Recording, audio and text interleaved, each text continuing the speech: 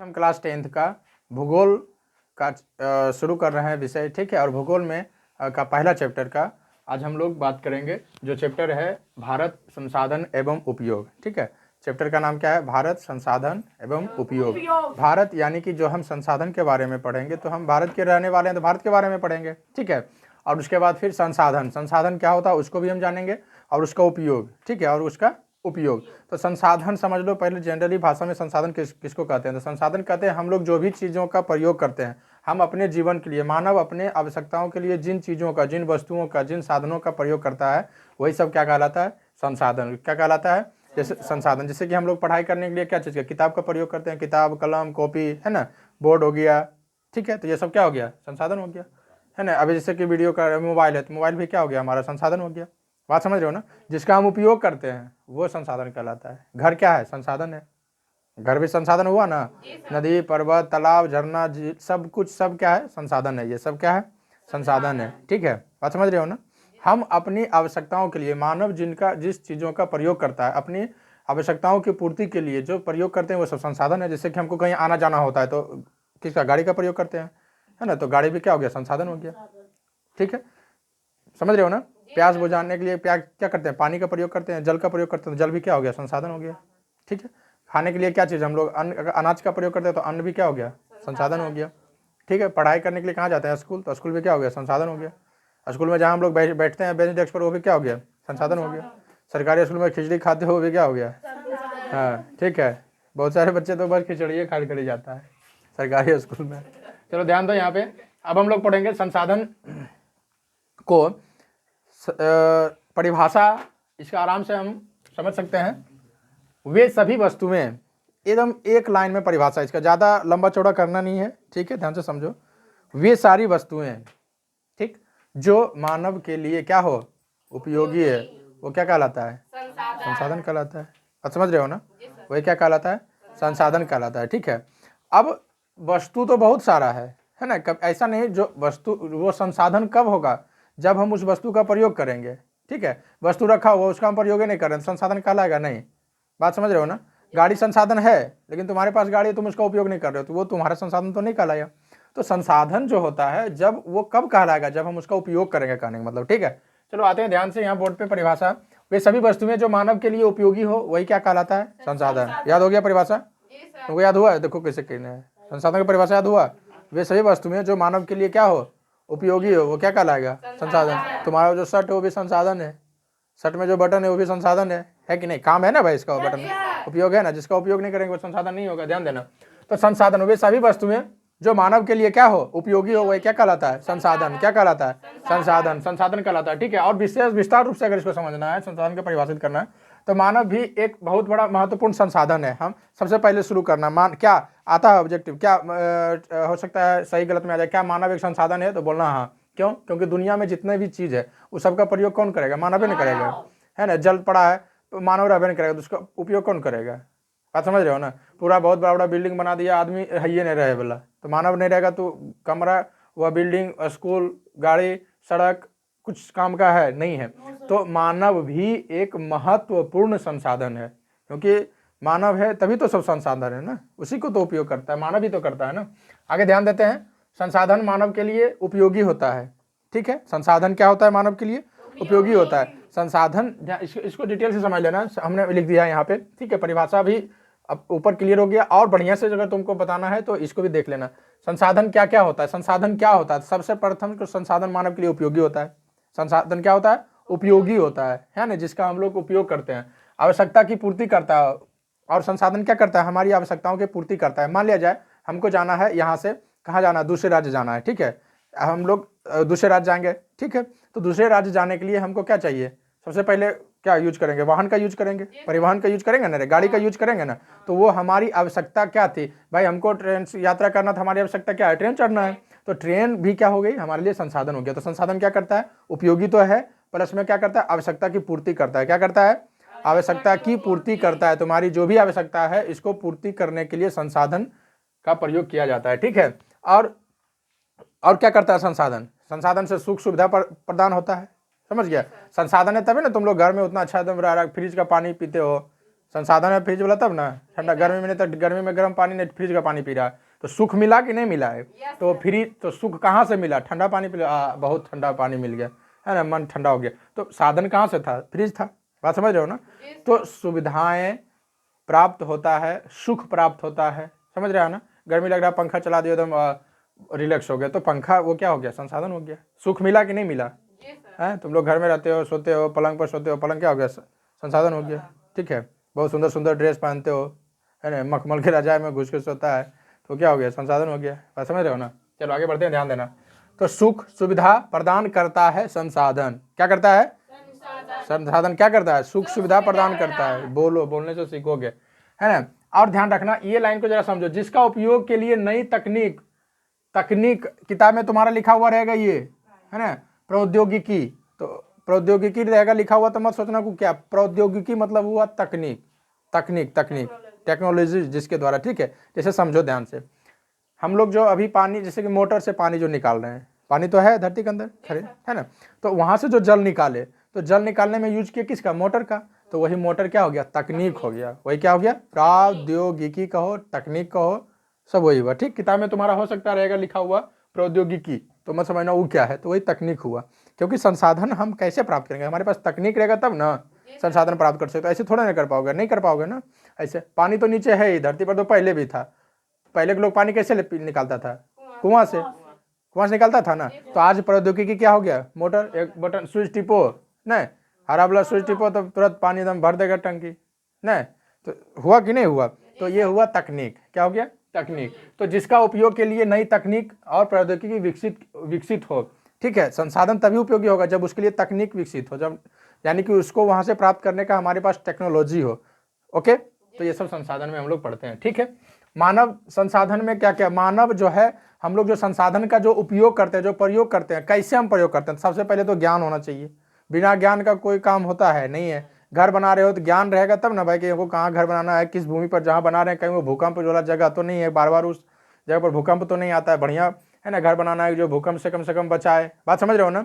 तो ज्ञान, कोई भी चीज़ों का हम जब प्रयोग करते हैं, ज्ञान होता है तभी तो प्रयोग करते हैं। ज्ञान नहीं रहेगा तो कैसे प्रयोग करोगे? करोगे नहीं, करोगे, है ना। मानव आज इतना जो विकास कर दिया है दुनिया में, बहुत सारी चीज़ें, सुख सुविधाएं जो उत्पन्न हो गई, उसके लिए आज हम लोग मोबाइल यूज करते हैं। मोबाइल भी एक संसाधन है, बहुत बड़ा संसाधन है। मोबाइल तो आजकल बहुत बड़ा संसाधन हो गया।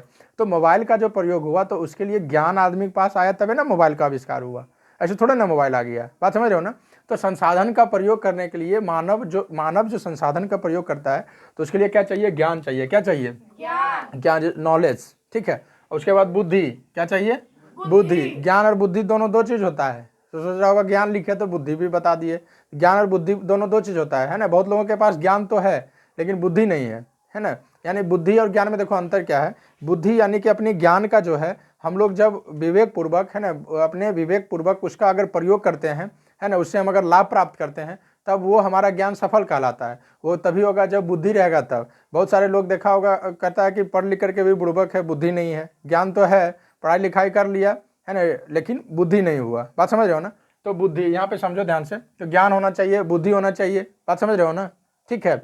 ज्ञान का विशेष रूप से जब हम अपने जीवन में प्रयोग करते हैं, तो ये भी, इसको भी हम बुद्धि कह ही सकते हैं। हालांकि दोनों एक ही चीज़ है, मिलता जुलता, ज़्यादा कोई अंतर है ना, इस पर ज़्यादा डिबेट नहीं करना अपना, ठीक है। तो ज्ञान हो गया, बुद्धि हो गया, जिज्ञासा। क्या चाहिए? जिज्ञासा। यानी कि संसाधन है, संसाधन हमको प्राप्त करना, संसाधन हमको चाहिए, तो उसके लिए जिज्ञासा चाहिए। जिज्ञासा मतलब समझ रहे हो ना? इच्छा, जो यानी कि हम भाई प्राप्त करना चाहते हैं संसाधन को। जैसे, हाँ, जैसे कि मान लिया जाए, है ना, अब कोई, जैसे पृथ्वी के अंदर सारे खनिज पदार्थ तो अपना धरती के अंदर ही है। सोना हो गया, चांदी हो गया, सिल्वर हो गया, है ना, गोल्ड हो गया, लोहा हो गया, सब कुछ तो यही, अब्रक, सब तो यही है, ठीक है।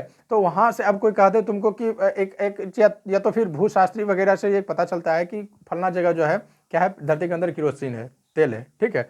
तो इच्छा हुआ, जानने की इच्छा कि भाई अब चलो हम लोग वहाँ भी जाकर के देखते हैं, ठीक है। और फिर सरकार वहाँ पर अपना तकनीक के द्वारा वहाँ से उसको प्राप्त करेगा। तो जिज्ञासा यानी कि नए नए चीज़ों का जो खोज होता है, ठीक है, तो पहले जिज्ञासा मन में जगती है तब ना, है ना। कोई हवाई जहाज बना दिया होगा, तो हवाई जहाज बनाने की जिज्ञासा आई उसके मन में तब ना बनाया हवाई जहाज, है ना। तुम मान लीजिए पटना जाना चाहोगे, मान लीजिए दिल्ली जाना चाहोगे, मन में वो जिज्ञासा आएगा तब ना, भाई हमको दिल्ली जाना है, दिल्ली जाके ये करना वो, यानी किसी भी चीज़ों को प्रयोग करने से पहले पहले मन में व्यक्ति का क्या होता है, जिज्ञासा होता है कि हमें ये काम करना है, इन वस्तुओं का हमें प्रयोग करना है, ठीक है, तब वो जाकर के चीज़ों वहाँ से प्राप्त होती है, ठीक है। तो वो भी संसाधन के अंतर्गत आएगा, तुम्हारा क्या आएगा, संसाधन के अंतर्गत। और जो भी संसाधन का हम प्रयोग कर रहे हैं उसके पास तुम्हारा सूझबूझ होना चाहिए, सूझबूझ यानी समझदारी होना चाहिए, ठीक है। अगर हम बुद्धि लगा करके ध्यान से उसका प्रयोग नहीं करेंगे तो उसका विपरीत परिणाम भी मिल सकता है। मान लिया जाए जैसे कि हम लोग लाइट जलाते हैं, ठीक है, बल्ब जलाते हैं, उसमें एक माइनस एक प्लस होता है, ठीक है, यानी कि करंट होता है ना भाई।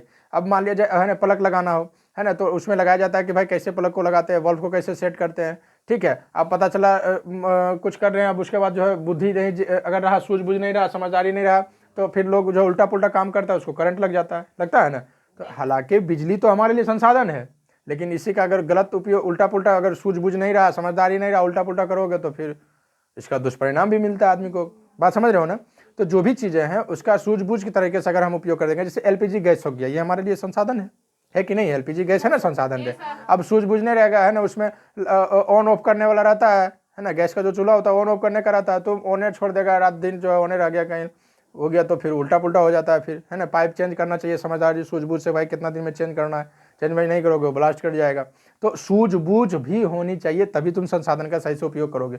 सूझबूझ नहीं रहेगा, संसाधन का उपयोग नहीं करोगे, ठीक है। और सबसे बड़ी चीज़ क्या चाहिए, साहस चाहिए, क्षमता चाहिए, पराक्रम चाहिए, है ना। पृथ्वी के धरती के अंदर पेट्रोल है, और वो भी बहुत सारे खनिज पदार्थ तो समुद्र के अंदर है, समुद्र के अंदर, पानी के अंदर, समझ गया, भूमि पर नहीं है। 3 स्तंभ तो पानी है अपना धरती पर, है ना, तो उसके नीचे है। तो अब सोचो आदमी समुद्र के अंदर, देखो समुद्र में जाता है, ठीक है, अंदर जाकर के वहां से फिर वो खनिज पदार्थ को निकालता है, तो साहस रहेगा तब ना, साहस रहेगा तब ना रे, है ना, तब ना वहां से निकालता है, गोता अंदर जाता है, बहुत उसका जो है पनडुब्बी जहाज वगैरह जो, तो साहस रहेगा व्यक्ति में, पराक्रम रहेगा, शौर्य रहेगा, क्षमता रहेगा, तभी तो वहां से चीजें प्राप्त करेगी।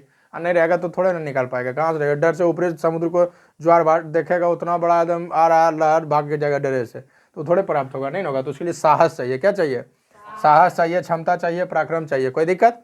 एक यहाँ पे ध्यान दो, एक भूशास्त्री थे जिसका नाम था जिम्मरमैन, ये क्वेश्चन आता है ना एग्जाम में 10th क्लास में, ध्यान देना। जिम्मरमैन, क्या नाम था, जिम्मरमैन, है ना। वह कौन थे, भूशास्त्री थे। कौन थे, भूशास्त्री। भूशास्त्री किसको बोलते हैं, भूमि के बारे में, है ना, भूगोल के बारे में, ठीक है, भू के बारे में, भूगर्भ के बारे में, यानी पृथ्वी के अंदर के बारे में, ठीक है, या पृथ्वी के ऊपर, यानी कि भूगोल, यानी कि ज्योग्राफी के बारे में जो अध्ययन करते हैं उसको भूशास्त्री कहते हैं। क्या कहते हैं, ज्योग्राफी, भूशास्त्री उसको कहते हैं, ठीक है। अब ध्यान दो, भूशास्त्री थे, कौन थे, जिम्मरमैन। क्या नाम था, जिम्मरमैन। इन्होंने कहा, बहुत इंपॉर्टेंट लाइन है ना, कि ये कथन है इनका, ये कथन है कि, कथन को ऐसे लिखते हैं ज़्यादा अच्छा रहता है। इन्होंने कहा कि संसाधन हुआ नहीं करता है बल्कि बनता है। संसाधन हुआ नहीं करता है बल्कि संसाधन क्या होता है, बनता है। किनका कथन है, जिम्मरमैन। किनका कथन है, जिम्मरमैन। ऐसे आ जाएगा, हो सकता है कथन लिखा हुआ रहेगा, आ जाएगा, ये कथन लिखा हुआ रहेगा, कहेगा कि बताइए किसका कथन है, तो बोलना जिम्मरमैन। क्या बोलना, जिम्मरमैन। यह तो हो सकता है जिम्मरमैन का क्या कथन है, तो वो लिख देना, ठीक है। संसाधन हुआ नहीं करता है बल्कि संसाधन बनता है। कैसे, संसाधन तो चीजें तो बहुत सारी पड़ी हुई है। आज जो हम लोग गोल्ड का, सोना को यूज कर रहे हैं, तो सोना ऐसा थोड़े ना कि आज धरती से निकली है। सोना जो आज हम प्राप्त कर रहे हैं आज थोड़े ना निकला, ये तो बहुत हजारों करोड़ों वर्ष पहले, जब से सृष्टि हुआ है तब धरती है, तब से ये सोना होगा। लेकिन क्या हम, वो सोना हमारे लिए संसाधन है, नहीं है। कब तक, जब तक कि हम उसका प्रयोग नहीं करते हैं। बात समझ रहे हो ना। नदी है, तो नदी है, तो नदी में पानी है, नदी में पानी बह रहा है ना, नदी में पानी क्या हो रहा है, नदी बह रही है, बह करके पानी सब बर्बाद हो रहा है, कहाँ हो रहा है, समुद्र में मिल रहा है ना। तो लेकिन अब व्यक्ति में जो है ज्ञान आया, है ना, कि भाई नहीं, नदी का पानी को स्टोक करो, पानी को स्टोक करके ऊंचा जगह पर स्टोक करो, नीचे गिराओ तो उससे बिजली प्राप्त करो। बात समझ रहे हो ना। संसाधन तो पानी आज से थोड़े, नदी आज से है बहुत पहले से, लेकिन उससे विज्ञान डेवलप किया, उससे क्या प्राप्त करने लगे, बिजली, तो वो क्या हो गया, हमारा संसाधन हो गया। और नहीं प्राप्त करेंगे तो वो संसाधन नहीं होगा। इसीलिए संसाधन होते नहीं है, संसाधन बनते हैं। है तो बहुत चीज पड़ा हुआ, लेकिन उसका उपयोग करोगे तब ना अपने जीवन में, तभी वो संसाधन होगा, ठीक है। जैसे कि बात समझ रही है ना, बात समझा कि नहीं समझा। तो संसाधन, तुम लोग के किताब कॉपी पूरा खरीद लिया, जैसे कि, है ना, पूरा किताब खरीद लिया घर से पैसा मांग करके, उसके बाद उसको पढ़वे नहीं करेगा, तो संसाधन होगा, कभी नहीं होगा, वैसे पड़ा रहेगा। बात समझ रहा है ना। तो उसका प्रयोग कैसे होगा, जब उसको अपने जीवन में प्रयोग करेंगे तब वो हमारे लिए संसाधन होगा, नहीं तो ऐसे फिर वो तो एक वस्तु है, ठीक है। तो इसको समझ गया होगा मेरे ख्याल से यहाँ तक, ठीक है। और हम अभी आगे बढ़ते हैं डिटेल से, ठीक है। अब हम पढ़ेंगे आगे संसाधन के प्रकार। क्या पढ़ेंगे, संसाधन के प्रकार, ये क्या था, इंट्रोडक्शन था तुम्हारा, ठीक है, चैप्टर का। अब हम पढ़ेंगे संसाधन का प्रकार। इसको तुम लोग नोट कर लो चाहो तो, ठीक है। मैं इसको मिटाता हूँ।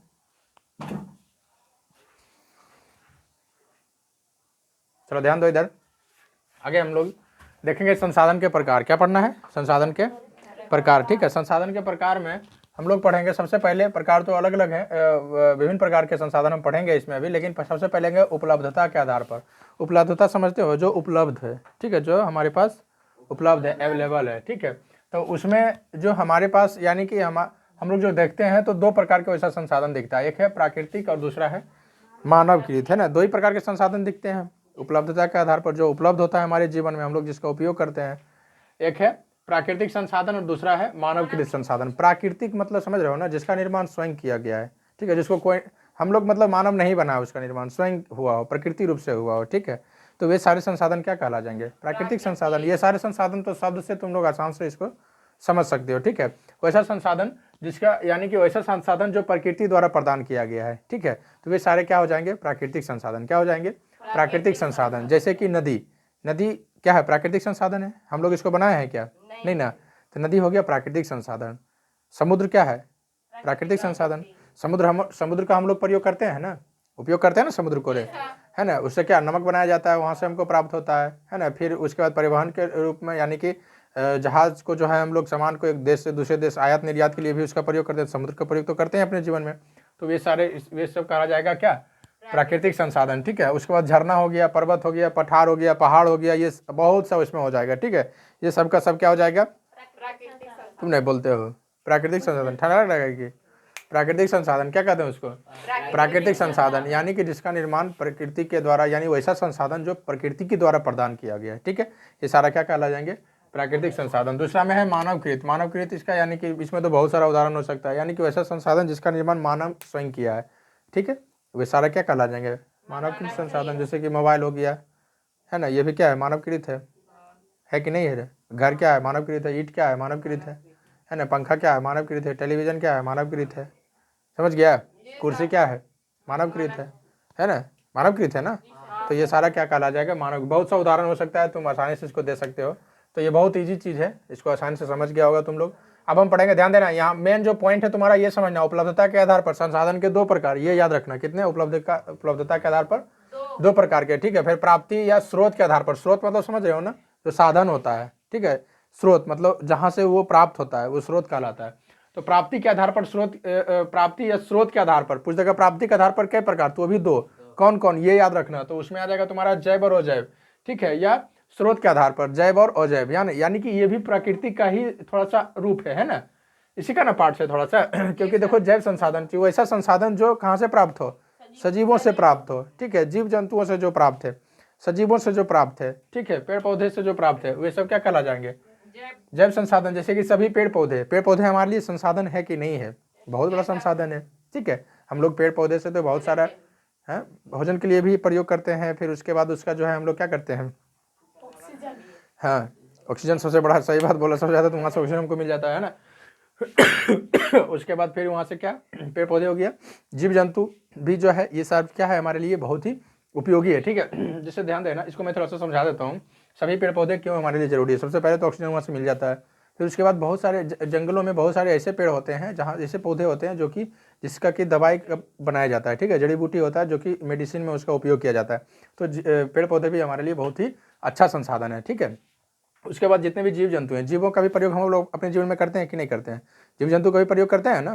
तो ये सारे भी क्या हो गए? हमारे लिए संसाधन है। हमारे लिए क्या है? संसाधन है। जैसे कि भारतीय सेना को जो है, भारतीय सेना को देखा होगा, है ना, सुरक्षा के लिए उनके पास जो है सेना का जो एक अलग जो उनका यानी कि ग्रुप होता है, उसमें कुछ सेना के पास देखा होगा कुत्ता रहता है, डॉग, ठीक है। तो वो जीव है, जानवर है ना वो, लेकिन उसका भी तो संसाधन के रूप में प्रयोग करते हैं हम लोग, उसका उपयोग करते हैं कि नहीं? ठीक है, बात समझ रहे हो ना। घर में भी हम लोग मवेशियों को रखते हैं ना, उससे हम लोग भी दूध प्राप्त करते हैं गाय से, ठीक है। तो ये सब जीव जंतु क्या हो गया? हमारा संसाधन हो गया। पक्षी भी संसाधन है, ठीक है, बात समझ रहे हो ना। जितने पक्षी है ये सब भी क्या है? संसाधन है। और मानव भी क्या है? सबसे बड़ा संसाधन तो मानव ही है, ठीक है। और जितने भी जलीय जीव है, जलीय जीव भी क्या हुआ? हमारे लिए संसाधन ही होता है। जलीय जीव भी क्या होता है? संसाधन होता है, ठीक है। आगे बढ़ते हैं। तो ये सारा चीज़ समझ गया होगा यहाँ से डिटेल से, जैव संसाधन, ठीक है। अब उसके बाद पढ़ेंगे अजैव संसाधन। अजैव संसाधन यानी कि वैसा संसाधन जो निर्जीव वस्तुओं का समूह हो, निर्जीव वस्तुओं का समूह हो, उसको हम कहेंगे अजैव संसाधन। जैसे कि ध्यान देना, इसमें जरा सा एक चीज यहाँ नोट करना तुम लोग, अजैव संसाधन में जो लिखोगे तो इसमें रखना कि उदाहरण हम वही दे ज्यादातर जो कि प्रकृति की तरफ से हो। ठीक है, जैसे अभी ध्यान दो यहाँ पे पेड़ पौधे भी प्रकृति हुआ और पर्वत भी क्या हुआ, प्राकृतिक, दोनों तो प्रकृति के द्वारा प्राप्त है। लेकिन ये पेड़ पौधे अगर प्रकृति में आ जाए, प्रकृति में पेड़ पौधे और पर्वत दोनों उसी में है, लेकिन फिर अगर इसको हम प्राप्ति या स्रोत के आधार पर करेंगे तो फिर ये दोनों दो चीज में बट जाएगा। ठीक है, ये पेड़ पौधे हो जाएगा जैव संसाधन और प्रकृति का ही पर्वत और मिट्टी क्या हो जाएगा, अजैव संसाधन। अंतर समझा दोनों में? तो ये अजैव संसाधन, इसमें नदी हो गया, पर्वत हो गया, मिट्टी हो गया, जल हो गया, ये सब क्या है, प्रकृति के स्रोत के माध्यम से मिला, लेकिन ये सब क्या है, अजैव है। इसमें जीव है क्या? नदी में जीव होता है? नहीं होता है। जलीय जीव भले होता है, लेकिन पर्वत में जीव होता है? नहीं होता है। जल में जीव होता है? नहीं होता है। लेकिन ये सब क्या है, हमारा संसाधन है। ठीक है, तो ये सब कौन सा संसाधन कहा जाएगा, अजैव संसाधन। क्लियर है? ठीक है, उपलब्धता के आधार पर दो संसाधन, प्राकृतिक संसाधन और मानवकृत संसाधन, और प्राप्ति या स्रोत के आधार पर दो संसाधन, जैव संसाधन और अजैव संसाधन। ठीक है, क्लियर है? इसको समझ लिया? ठीक है, वहां आगे पढ़ेंगे थोड़ा सा और इसका प्रकार, इसको नोट करो जल्दी से।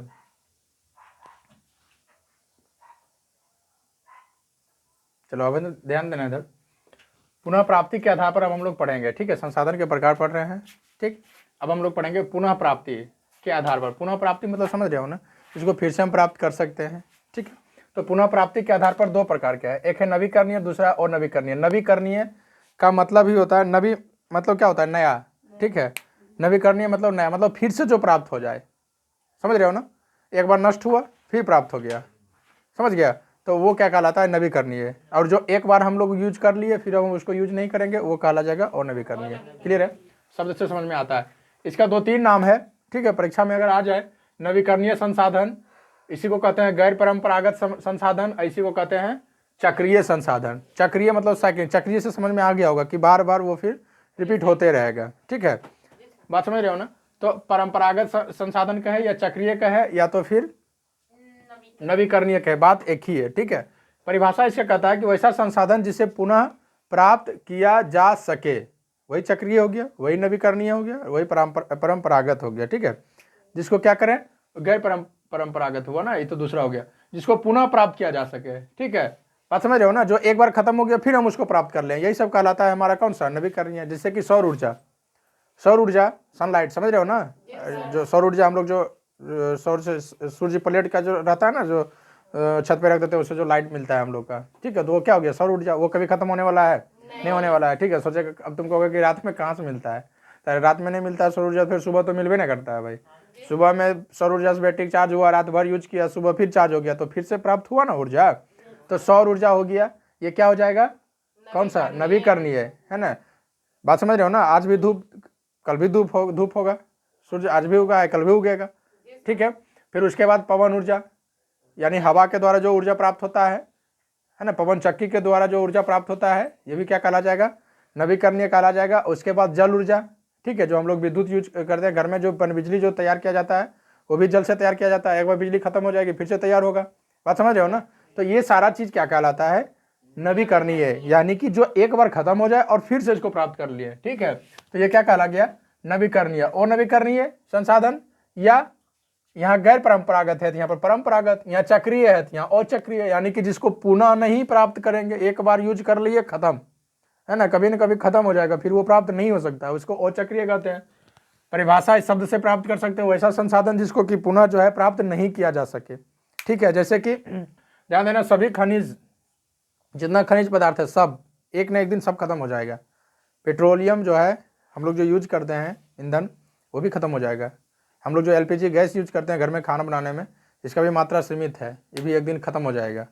कोयला जो यूज कर रहे हैं अब तो लगभग खत्म ही होने के कगार पर है, खत्म हो ही रहा है, बहुत कम है अब, है ना। तो ये सारे खत्म हो जाएंगे, सोना चांदी सिल्वर वगैरह जो अबरक उबरक जो है ना धरती के अंदर, ये सब भी एक दिन क्या हो जाएगा, खत्म हो जाएगा। ये सब खत्म हो रहा है, ऐसा नहीं कि खत्म हो रहा है फिर बन रहा है, सोना निकाल रहे हैं बन गया फिर आ गया क्या, नहीं, ऐसा नहीं है ना। जो भी पेट्रोलियम यानी डीजल हो गया, केरोसिन तेल हो गया, ये सब खत्म हो जाएगा एक दिन। ठीक है, ये सब सीमित मात्रा में एक न दिन खत्म होना है, समझ रहे हो ना।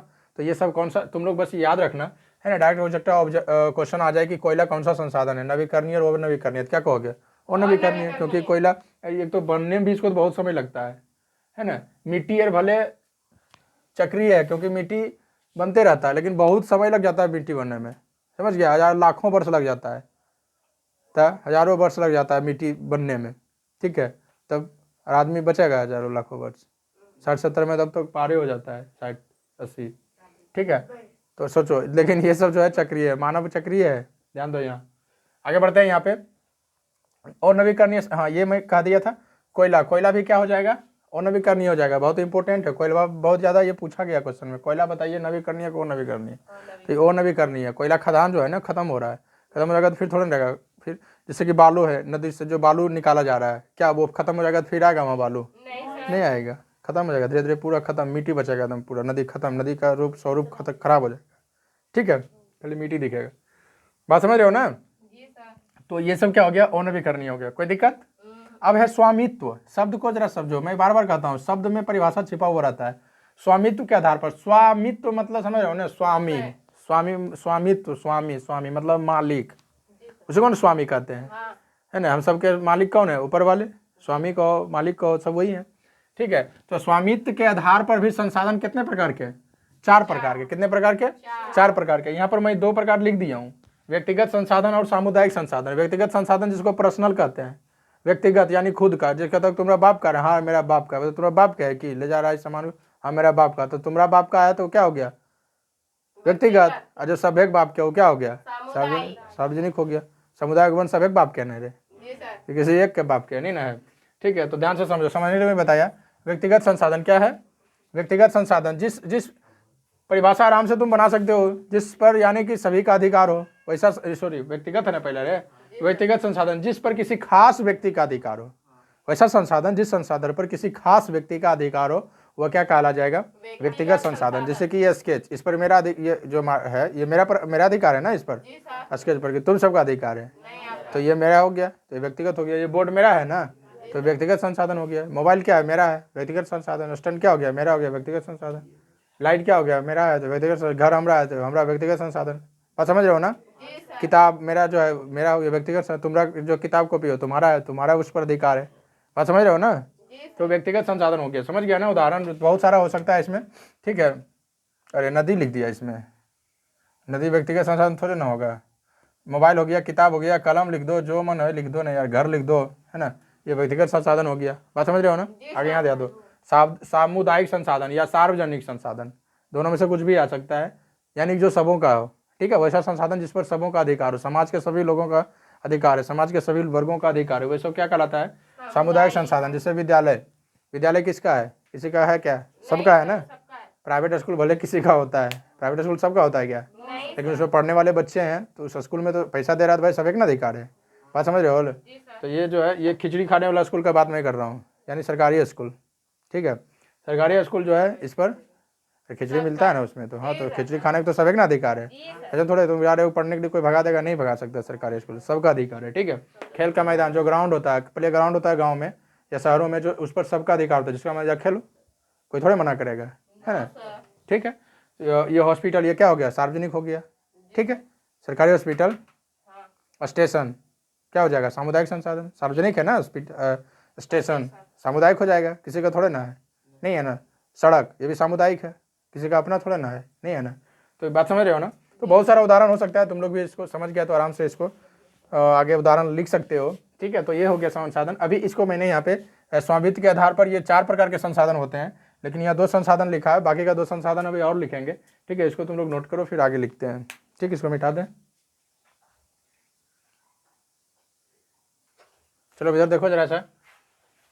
अब हम लोग जो है स्वामित्व के आधार पर 2 संसाधन पढ़ लिए थे, इसके प्रकार, है ना। 2 प्रकार और इधर देखो ध्यान से। पहला है राष्ट्रीय संसाधन और दूसरा है अंतर्राष्ट्रीय संसाधन। राष्ट्रीय संसाधन किसको बोलते हैं, जिस पर राष्ट्र का अधिकार हो, देश का अधिकार हो, ठीक है। यानी वैसा संसाधन जिस पर राष्ट्र का अधिकार हो, उसी को क्या कहेंगे, राष्ट्रीय संसाधन। इसका उदाहरण ध्यान से समझना, ठीक है। जैसे कि मान लिया जाए अभी तुम्हारे घर में जो तुम्हारे घर मतलब तुम्हारा जो जमीन वगैरह है, ठीक है, ठीक है। तो वो क्या है, तुम्हारा व्यक्तिगत संसाधन है या फिर वो सार्वजनिक है। वो तो है व्यक्तिगत, है ना, है क्या है, व्यक्तिगत है।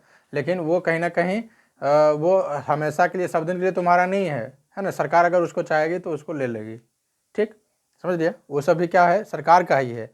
बात तुम लोग देखो समझो इसको, कभी देखा होगा जब किसी का ज़मीन रहता है ना, खेत है, और वहाँ से सरकार अगर उसको रोड वहाँ से बनाना हो सरकार को, ठीक है, तो क्या करता है सरकार, उसके बदले मुआवजा देता है और उस ज़मीन को ले लेता है, ले लेती है ना सरकार।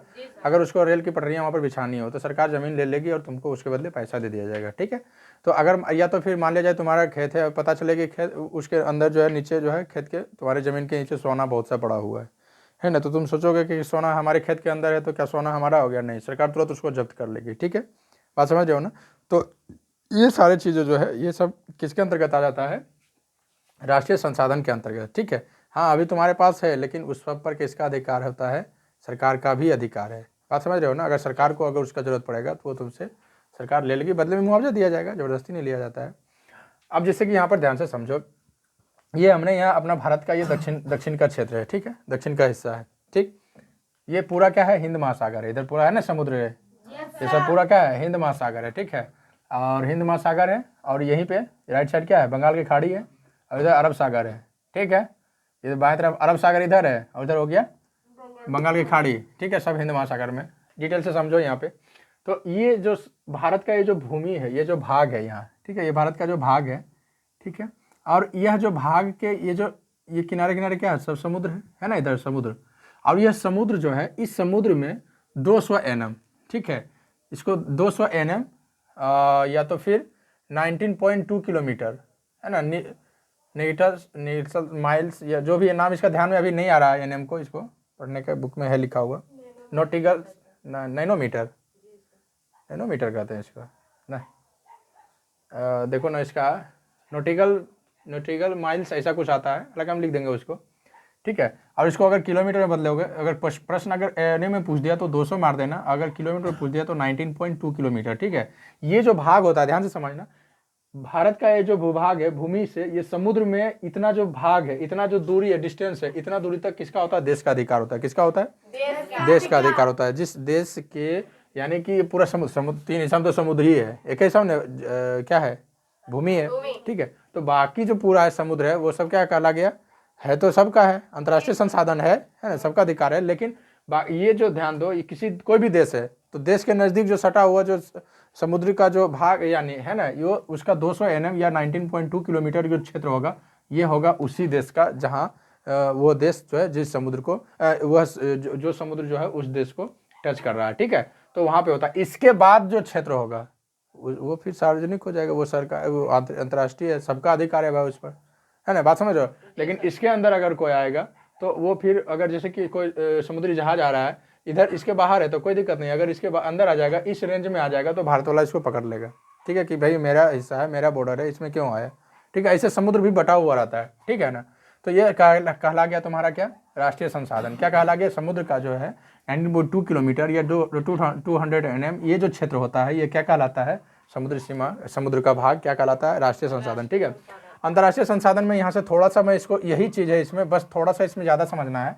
क्या है कि अंतर्राष्ट्रीय संसाधन क्या होता है ना, ये जो क्षेत्र है ना, ये जो क्षेत्र है, इस पर तुम्हारा अधिकार है, ठीक है, इस पर तुम्हारा अधिकार है, बात समझ रहे हो, उसी देश का अधिकार है ना। अंतर्राष्ट्रीय संसाधन में हम लोग पढ़ेंगे कि लेकिन सभी देशों का उसके बाद का जो क्षेत्र होता है, उसके बाद जो क्षेत्र होता है उस पर क्या होता है? सबों का अधिकार होता है, अंतर्राष्ट्रीय संसाधन में हो गया, ठीक है, बात समझ रहे हो ना। अगर और ये जो क्षेत्र हो गया, अगर चाहेगा इस क्षेत्र में जो है, इस क्षेत्र में क्या है, दूसरे देश का जहाज अगर यहाँ से क्रॉस करना है उसको, पानी का जहाज, तो तुम्हारे क्षेत्र से वो क्रॉस करेगा, बदले में तुमको क्या देगा? उसका जो तुम्हारा मतलब, जैसे कि वो क्या होता है, टैक्स वगैरह लगता है ना, तुम्हारे क्षेत्र में आएगा तो उसका भाई भाड़ा लगेगा, किराया लगेगा, तो ये सारी चीज़ देगा। तो हालांकि ये जो क्षेत्र होता है ना किसी भी देश का, ये जो क्षेत्र बचा हुआ रहता है, ये सब उसी के लिए होता है, जहाज आता है ना, यहाँ से व्यापारी वगैरह किया जाता है, वो सब चीज़ों के लिए ये सब होता है, ठीक है। यानी कि इसके बाद वाला जो भाग है वो सब कहा जाता है अंतर्राष्ट्रीय, ठीक है। हालांकि इसमें इसकी बात नहीं करना, अपना यहीं पे रख लेना, इसी को में ही इसको रख लेना, ज़्यादा अच्छा रहेगा। इसको बस समझने के लिए हम यहाँ पर लिख दिए। इसमें जो अंतर्राष्ट्रीय संसाधन में जो सबसे एकदम सटीक जो एग्जाम्पल जाएगा तुम्हारा, वो सब जितना इसका, सभी जितना अंतर्राष्ट्रीय संसाधन क्या कहला जाएगा, जितना ग्रह है सब अंतर्राष्ट्रीय संसाधन कहला जाएगा, ठीक है। जैसे चंद्रमा किसका है? किसी का है क्या? सबका है ना। हालांकि चंद्रमा पर सबसे पहले कौन गया था पता है? रूस के वैज्ञानिक गया था, ठीक है। कौन? रूस पहुंचा। तो रूस क्या कहेगा कि चंद्रमा हमारा है? नहीं है, चंद्रमा सबका है, सूर्य सबका है, बात समझ रहे हो, जितने भी ग्रह हैं वो सभी का है, ठीक है। तो सभी ग्रह क्या हो जाएगा? अंतर्राष्ट्रीय संसाधन हो जाएगा, उस पर सबका अधिकार है, ठीक है। जैसे कि पृथ्वी है ना, भूभाग है, ठीक है, लेकिन धरती जब खतरे की होती है तो सब लोग बैठ करके इसके है ना, निवारण के लिए। अब हम आगे पढ़ेंगे उसके कि कैसे हम संसाधन को बचाएं, इसका नियोजन प्रक्रिया क्या है, ठीक है। लेकिन थोड़ा सा और इसको पढ़ लेते हैं। इसको समझ गया होगा। स्वामित्व के आधार पर 4 प्रकार को हम लोग पढ़ लिए हैं, ठीक है। पहला व्यक्तिगत, दूसरा सार्वजनिक, तीसरा राष्ट्रीय और चौथा अंतर्राष्ट्रीय, ठीक है। 2 पॉइंट और है, इसमें लिख देते हैं अभी, उसके बाद फिर बाकी जो बचेगा वो आगे देख लेंगे। जल्दी से इसको नोट करो।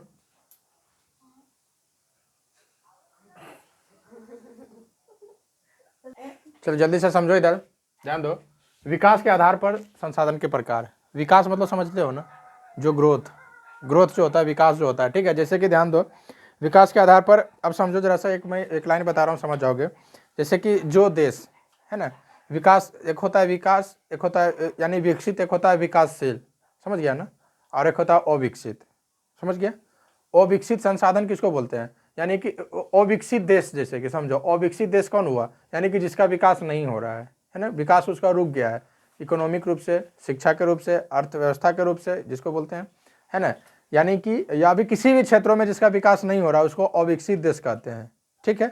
और एक होता है विकसित, एक होता है विकासशील। एक क्या होता है, विकासशील। विकासशील का मतलब हुआ जो विकास अभी कर रहा है, विकास अभी कर रहा है, ठीक है, यानी धीरे धीरे वो बढ़ रहा है। और एक होता है विकसित, जो संपूर्ण रूप से विकास हो चुका है, ठीक है। समझो यहाँ पे ध्यान से। तो हम लोग विकास के आधार पर पढ़ेंगे 4 प्रकार के। पहला है संभाव्य। संभाव्य का मतलब हुआ संभावना, संभाव्य मतलब संभावना। वैसा संसाधन जिसका कहता है कि भविष्य में उपयोग का संभावना हो, लेकिन धन या तकनीक के अभाव में उपयोग नहीं हो रहा हो, उसको कहते हैं संभाव्य संसाधन, ठीक है। बात समझ रहे हो ना। यानी कि वैसा संसाधन जो पता है कि हमारे यहाँ जो है, ये पृथ्वी धरती के अंदर जो है कुछ संसाधन है, पता है ना। तो संभावना तो है ना कि भाई यहाँ से संसाधन प्राप्त हो जाएगा, लेकिन संसाधन को प्राप्त होने के लिए क्या चाहिए, तुम्हारे पास तकनीक चाहिए, टेक्नोलॉजी चाहिए, मशीन चाहिए, तभी तो प्राप्त करोगे ना। संसाधन है, लेकिन तकनीक नहीं होने के कारण अभी वहाँ से क्या हो रहा है, संसाधन प्राप्त नहीं कर रहे हैं। लेकिन यह संभावना है कि भविष्य में वह जब तकनीक विकसित हो जाएगा तो संसाधन का प्रयोग किया जा सकता है। तो ये क्या कहा जाएगा, संभाव्य संसाधन, ठीक है। दूसरा आता है विकसित संसाधन। क्या संसाधन, विकसित संसाधन। विकसित किसको बोलते हैं, जो अभी वर्तमान में जिसका प्रयोग हो रहा है, वैसा संसाधन है ना, वैसा संसाधन जिसका उपयोग वर्तमान में हो रहा है, जहां से हम लोग अभी प्राप्त कर रहे हैं, निकाल रहे हैं, ठीक है, वो क्या कहला जाएगा, विकसित। इसको और समझो, पहले के समय में पानी कैसे निकलता था, कुआं से। अरे पहले कुआं निकलता था ना भाई, फिर कैसे आया, चापानल से निकाला ना है, और उसके बाद क्या, फिर अब मोटर से। तो जो पहले कुआं से निकाल रहा है वो समझ लो अविकसित हुआ, क्या हुआ, अविकसित हुआ। और जो चापानल से निकाल रहा है मतलब विकास कर रहा है, वो हो गया विकासशील। वो क्या हो गया, विकासशील। और मोटर से जो निकाल रहा है वो हो गया विकसित। वो क्या हो गया, विकसित हो गया। समझा क्या है, ठीक है।